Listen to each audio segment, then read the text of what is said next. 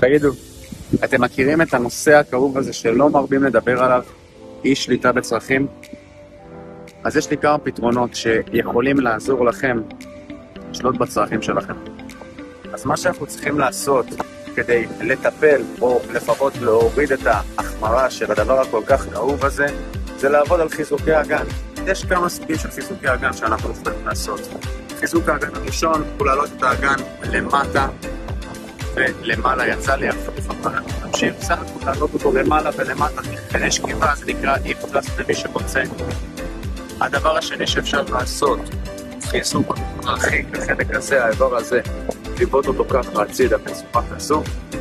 והדבר השלישי מתוך 4, אני מזכיר, זה לחזק את המקרב, שזה בעצם לבעוט ככה ברגל פנימה.